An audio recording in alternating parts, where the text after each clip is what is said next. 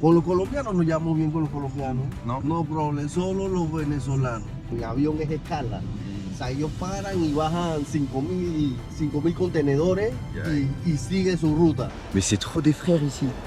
On va regarder à l'heure à laquelle. J'ai vu, il y a des dentistes. C'est quoi ce truc de fou, toi?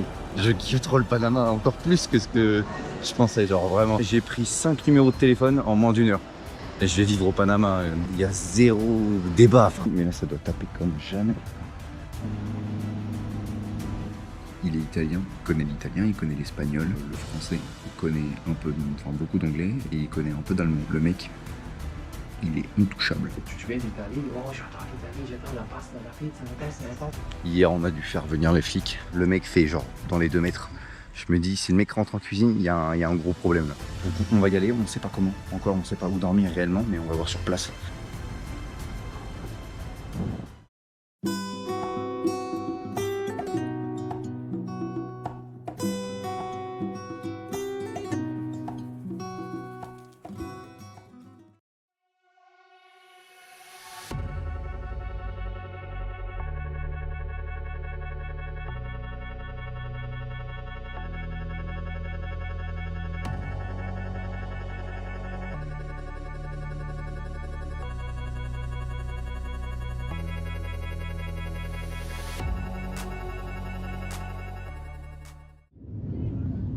Au final, je serais resté que une semaine au Costa Rica. Le voilà, le Costa Rica. Je peux pas dire que j'aurais vraiment vu le Costa Rica pour le coup. Une semaine, c'est très peu. J'aurais vu ses animaux. Par contre, ça c'est très cool. Mais si dans mon voyage je fais moins le Costa Rica, c'est pour plus faire le Panama.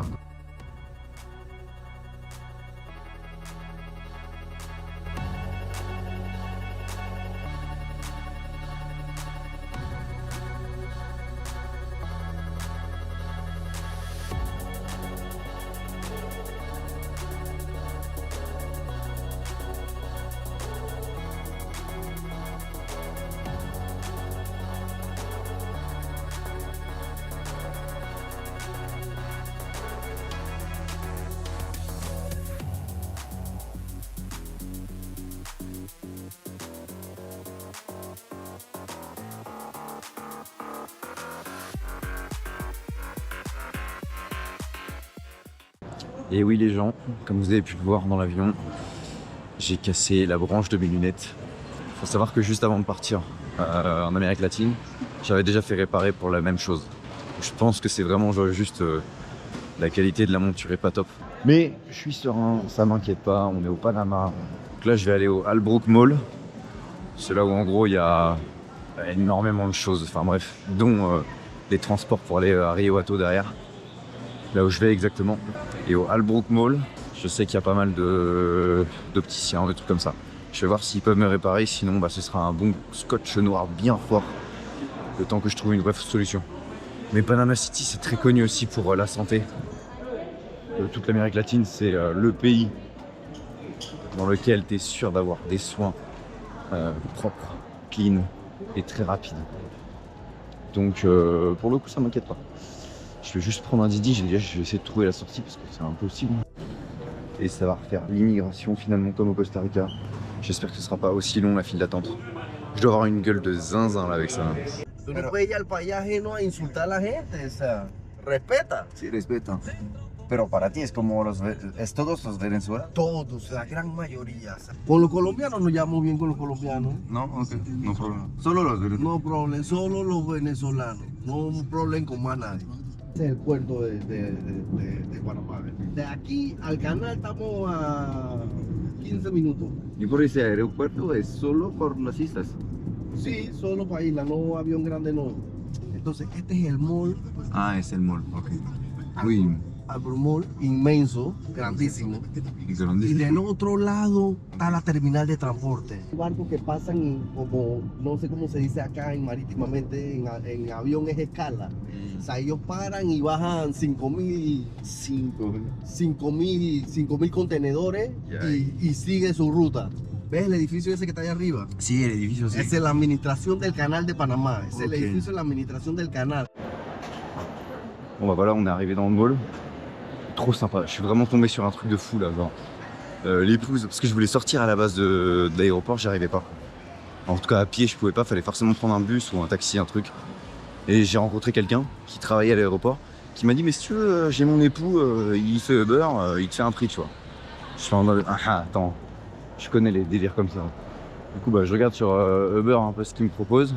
Effectivement il m'a proposé pour beaucoup moins cher, en gros genre au lieu de 26 $, j'en ai eu pour 20, tu vois. C'est comme ça. Donc pour le coup c'est très cool. Et au final je lui ai donné 25. Parce que bah, comme vous avez pu le voir, le mec il m'a même fait une visite et tout, trop sympa. Il m'a dit quand tu reviendras à Panama City, tu m'appelles et puis si tu as besoin de n'importe quoi au Panama, je suis là pour toi, tu vois. Je suis en mode gars, mais c'est trop des frères ici. Première personne que je vois, ça passe crème.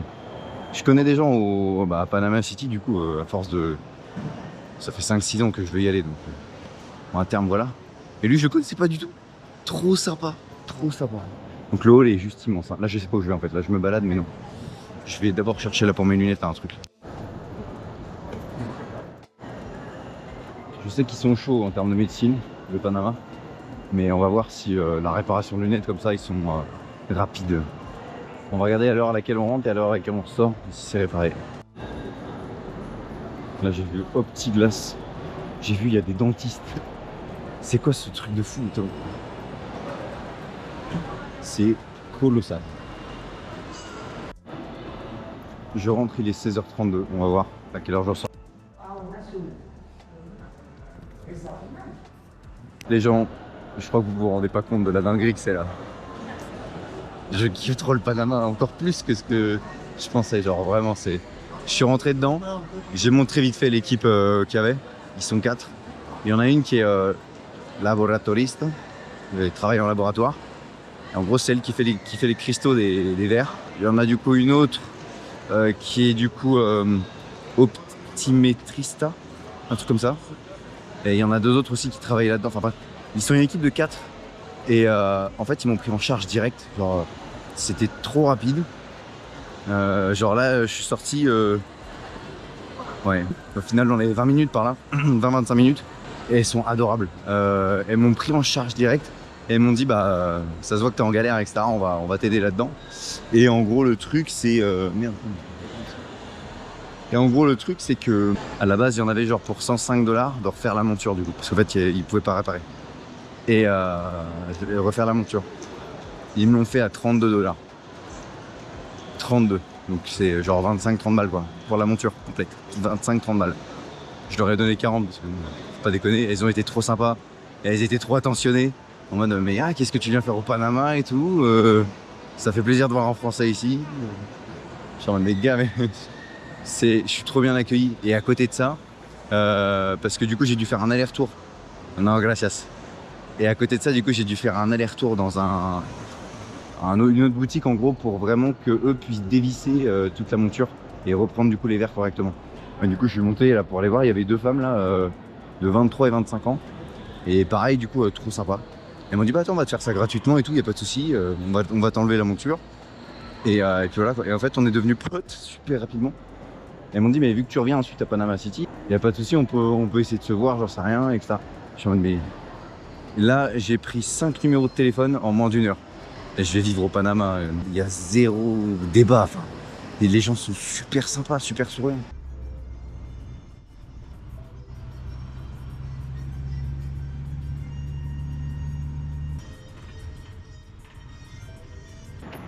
Et voilà les gens, ça vient de sortir du Collectivo. C'est pas du tout dangereux là où je suis, c'est cool. Là il me reste encore 8 km à faire en voiture. Je vais me trouver un taxi, un truc, parce que autrement c'est 1h30 à pied, sauf que il fera juste nuit noire.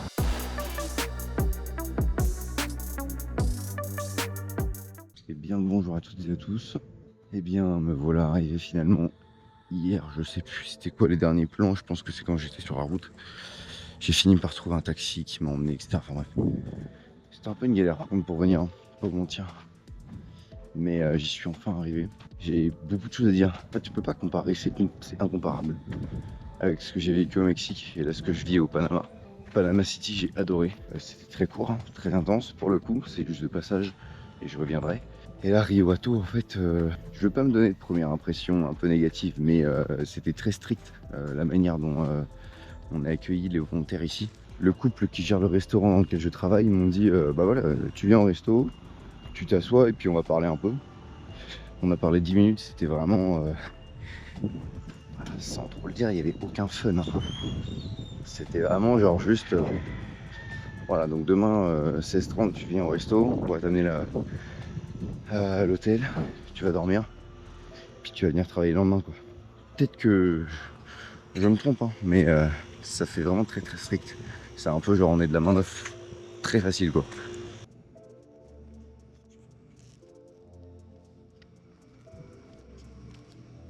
Et du coup je viens de rentrer, j'ai pu manger 2-3 trucs, là je vous ai montré des plans du magasin, qui est très très simpliste, pour le coup très simpliste, mais bon.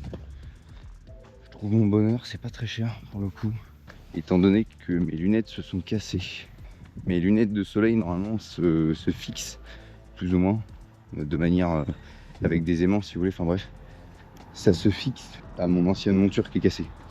Donc je n'ai plus non plus de lunettes de soleil. Bref, je vais acheter du coup protection solaire et puis je vais me balader un petit peu là sur la plage. Et je commence moi à 16h30 aujourd'hui. Normalement c'est 17h mais bon. Petite protection solaire banana boat. On est à 13,95 en dollars. Ouais, 12 € la protection solaire, ça va, c'est pas dégueu pour le coup. Et puis là c'est du 100, c'est même pas du 50. Ici ils te vendent des trucs en mode le soleil il tape, et il tape pour le coup. La Riwato là c'est un délire. Plus que Costa Rica je dirais. L'humidité est plus élevée, la chaleur paraît moindre, mais le soleil tape plus fort. Mais ça se... tu sens que t'as vite mal à la tête. Bref. Évidemment un petit building, hein. Parce que de ce que j'ai compris je vais faire de la cuisine, faire du service, nettoyer, ce genre de trucs quoi dans un resto. Évidemment j'ai jamais fait de cuisine de ma vie, en tout cas pas en pro quoi, donc on va bien voir ce que ça va donner. En gros, là moi je suis avec Kylian Restaurant, avec Kylian Beach House. Et moi je suis là.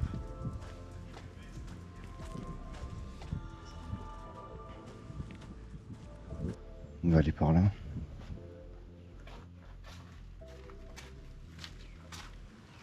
Ouais. Faudra peut-être que j'achète des tongs aussi. Non,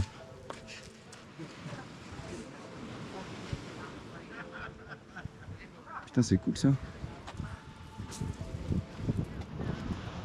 T'as de quoi te couvrir du soleil ici, mais là ça doit taper comme jamais. Bon, on va essayer de se poser par là.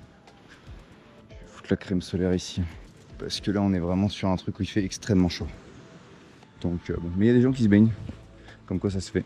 On est parti pour aller travailler. On m'a dit que c'était un peu plus tranquille aujourd'hui, là on est jeudi. Que demain on aura plus de monde au restaurant. Et que dimanche il y a genre une 60aine de personnes. Ça va être un autre délire.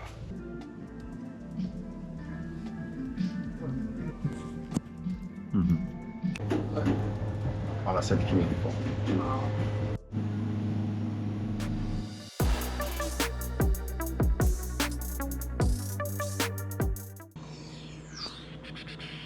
Et salut les gens, on se retrouve le lendemain. Petit débrief très rapide, ça s'est très bien passé hier. Voilà. Après on verra comment ça va être ce soir. Parce que ce soir il y a un peu plus de monde et surtout il y a une table complète de 15 personnes. Et je travaillerai du coup avec Sergio qui est en haut, qui est très sympa.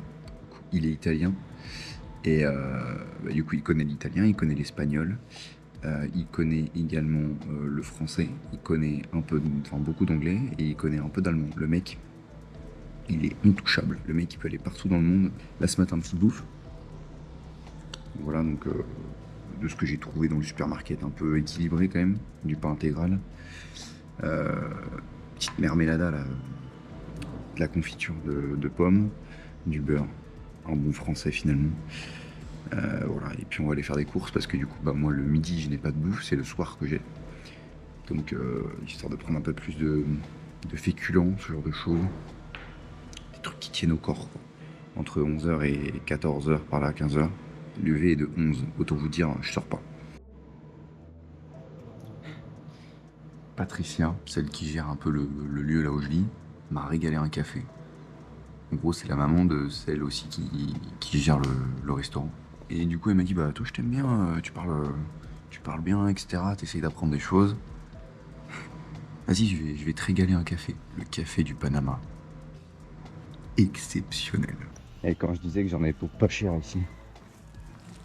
Là, j'ai 2 sacs complets. Hein. J'en ai pour 26 $. Ça me fait quoi dans les 23-24 €, un truc comme ça. Et là, ça va me couvrir 2 semaines, quoi. Alors, à savoir que en tout, je pense que j'en aurai max pour 30 € parce que je vais devoir y retourner pour du pain de mie, des trucs comme ça pour le matin. Du pain de mie intégral, là, du pain complet. Mais là, globalement, je suis complet sur tous les repas du midi, sur tous mes repas du matin aussi. J'ai pris aussi de l'huile d'olive, en petite portion évidemment. J'ai pris un savon, j'ai acheté des tongs. Enfin, je sais pas comment vous expliquer quoi, mais là pour 30 € sur 2 semaines, je suis bien quoi. Vraiment. C'est-à-dire que si ça continue comme ça, tu fais toutes tes courses au final pour 60 balles quoi. 70 si tu rachètes une crème solaire, un truc, j'en sais rien. Petite pomme, transition pomme. Vous allez voir ma façon de faire les choses ici. C'est-à-dire que j'utilise mon filtre d'eau pour laver mes pommes. Parce que autrement c'est la galère. Et là on a une bonne pomme.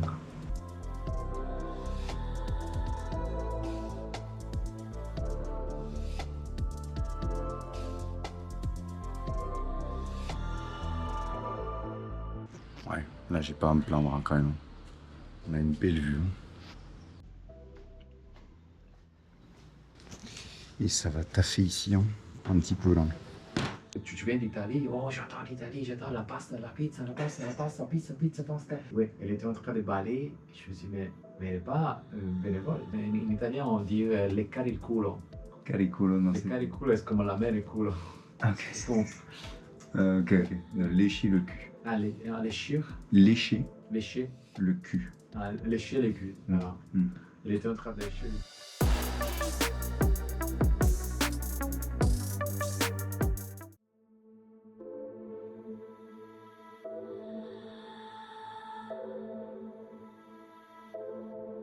Et hola buenas, j'espère que vous allez bien.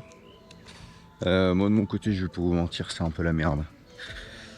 Voilà, hier on a dû faire venir les flics avec Sergio. Pour faire simple, le service c'est pas passé comme on voulait quoi. Mais en gros, il y a une personne qui fait l'intermédiaire entre Sergio et moi en cuisine. Nous on est au niveau des services de table. Donc hier, Sergio travaillait pour une table de 13 Canadiens. Donc qui parlait français.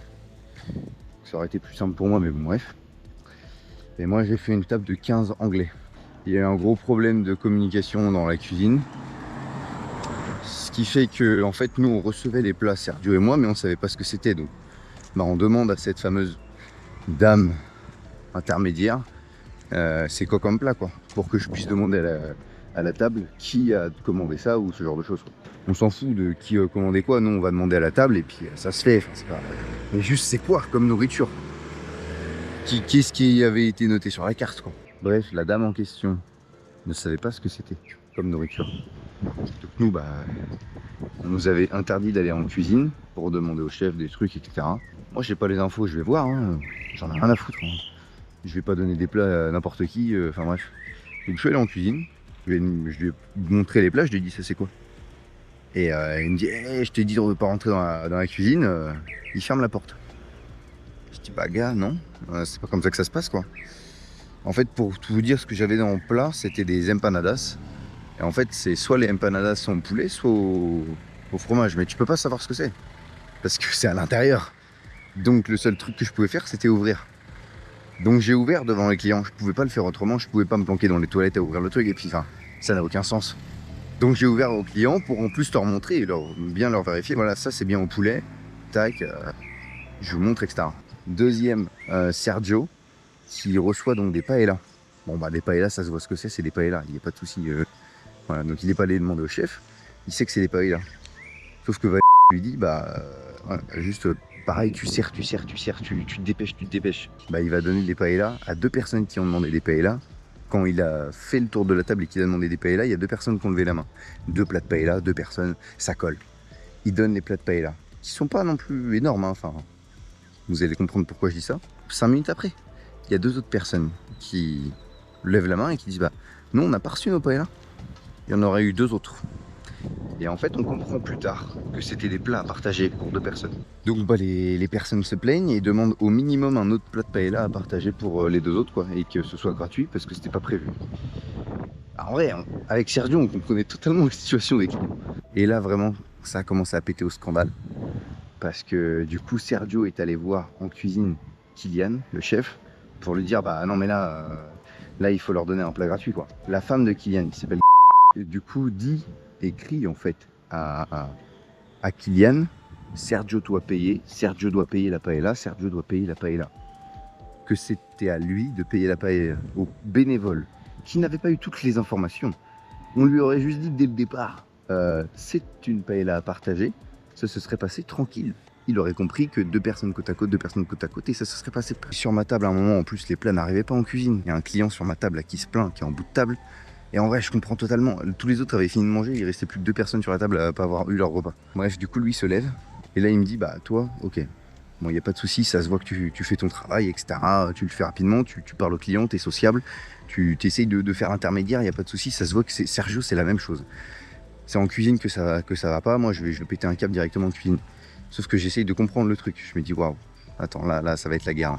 Ça va être vraiment la guerre. Le mec fait genre dans les 2 mètres. Je me dis, si le mec rentre en cuisine, il y a un gros problème là. Parce qu'il avait pas l'air très commode pour le coup. Donc j'essaie de calmer la situation, de les dire avec mon anglais comme je peux, tu vois. Et au final, le mec rentre dans la cuisine, donc il ouvre la porte, etc. Tout ça. Kylian pète un câble sévère. Il ferme la porte à clé. Je me retrouve nez à nez avec le type.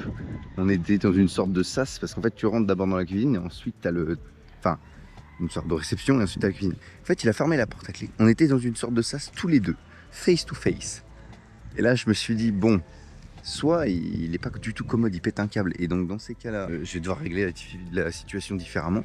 Et du coup t'as un Canadien qui arrive ensuite pour essayer de l'autre table, hein, qui essaye de gérer la situation aussi à distance. Parce qu'il comprend que sur ma table, ça commence à péter un câble. Donc en fait, on est 3. Il y a un Canadien, un Anglais et moi le Français. Et on est 3 à essayer de régler la situation. Sauf que le Canadien commence aussi à dire que sur sa table, ça passe pas bien. Que les commandes n'arrivent pas non plus. Et donc, le comble du truc, le comble, hein, vraiment le comble, c'est que j'essaye de parler en français avec le Canadien pour... du coup, ça passe bien, quoi. Le courant passe bien, ça commence à se calmer. Et là, il y a Kylian qui sort de la cuisine et qui dit non, tu parles pas au client, Et moi je lui demande bah, pourquoi. Bah, parce que si tu parles en français, moi je vais pas comprendre et ça se trouve tu vas dire des trucs sur moi. Ah mec, complètement. Au début j'essayais limite de le défendre le Kylian parce que tu sais pas trop comment ça se passe en cuisine.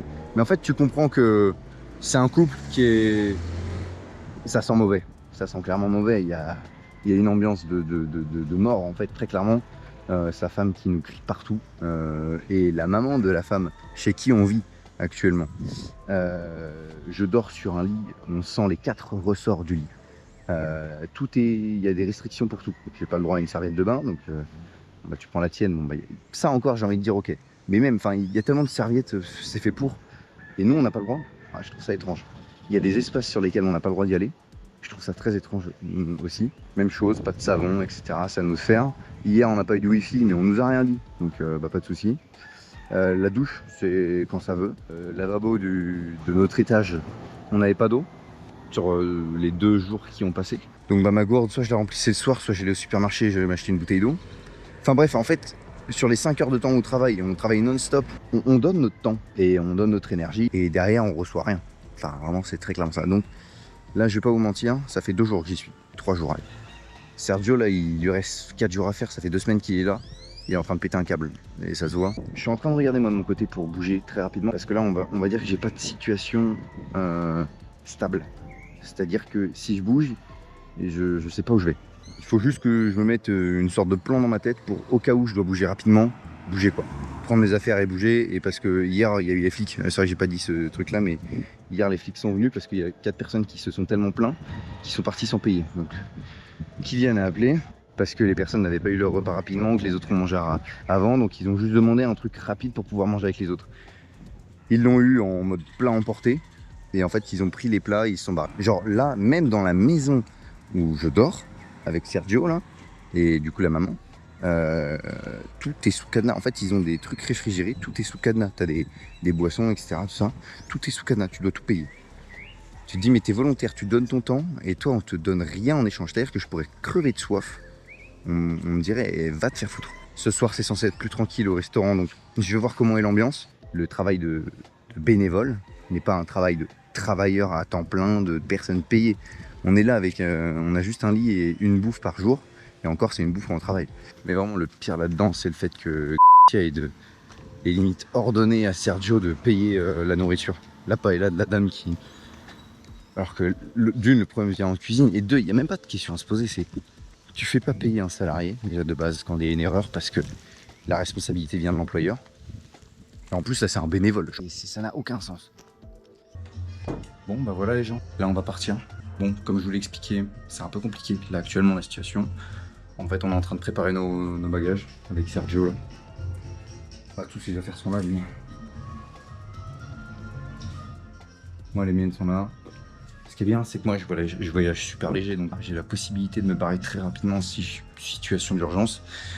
Là, c'est le cas.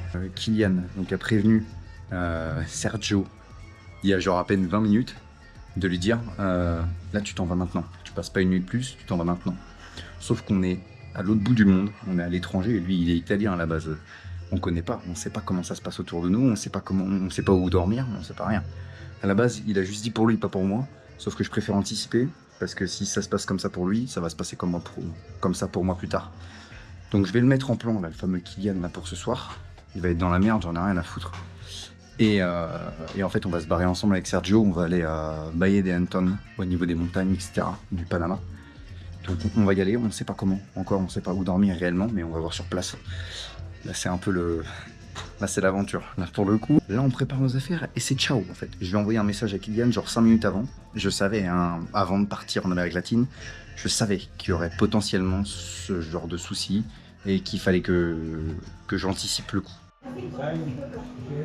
Là, c'est en train de se barrer, là.